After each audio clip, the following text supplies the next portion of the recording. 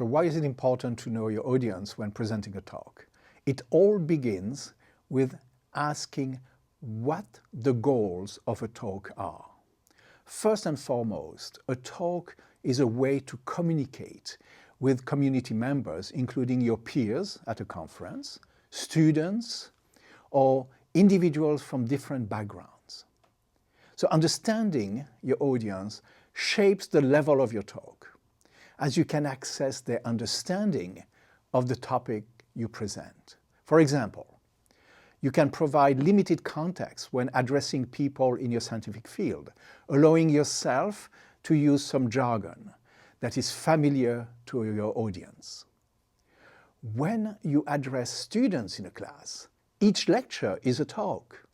Each lecture builds on the previous one, combining context from earlier discussions with scientific concepts that they may not know very well. When addressing a non-scientific community, your talk should be inclusive and clearly outline key points. Avoid jargon, as it can quickly alienate a segment of your audience. Relate the content of your talk to what matters to them in their daily life to capture their interest. You can use analogies or metaphors to clarify complex topics. However, regardless of the audience type, aim to keep them engaged and to provide them with food for thoughts.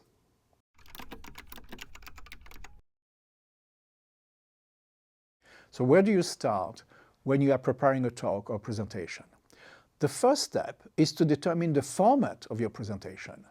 A slide presentation is typically included when delivering a scientific talk to peers or a lecture to students. For a non-scientific audience, a slide presentation could be construed as pedantic. It adds a layer of separation between you and your audience. And finally, you do not need slides for a non-scientific audience because you will not present detailed data, but the main conclusions of your research or observations. Of course, the location of the talk can determine if a slide presentation is an option. Once you know the format of your presentation, you should also consider its length. The length determines the depth of coverage and the level of detail in your talk. Nothing is worse than running over time, hastily moving through slides, or skipping some during a presentation. It demonstrates a lack of respect for your audience. Now that you have considered the format and the length of your talk, you can begin planning the content of your presentation.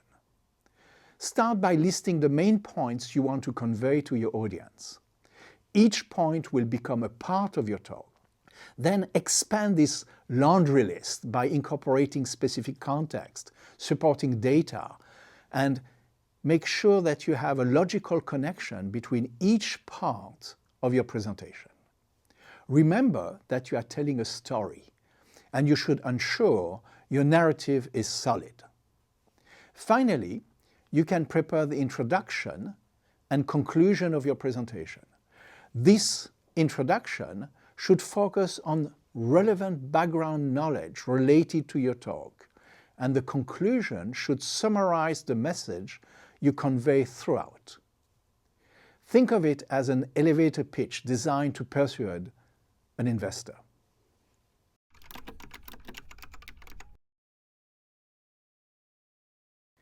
Prepare your talk well ahead of time to give you more option to refine it as time goes by.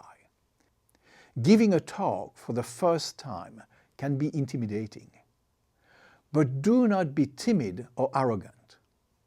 Being shy or tentative could appear as a lack of understanding of the topic you are presenting or not being well prepared.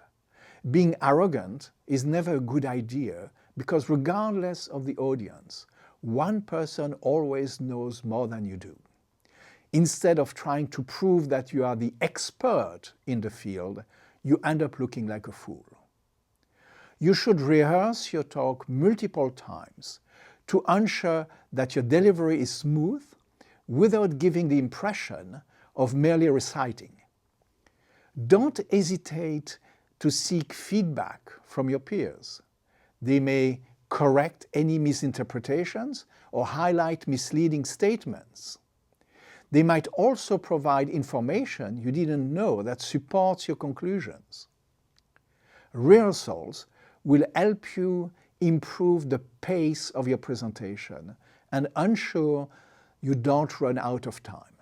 Finally, anticipate questions and prepare answers to them. You cannot predict all the questions that you might be asked. Don't get frazzled if you don't know the answer. Don't come up with a random answer. Say that you don't know and we'll look into it.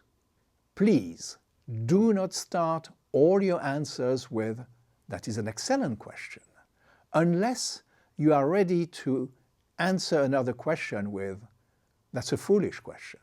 And I don't recommend that. Saying that it is an excellent question is a trick that gives you time to think about your answer. But saying that takes only a few seconds, and there is nothing wrong with staying silent for a few seconds before you answer the question.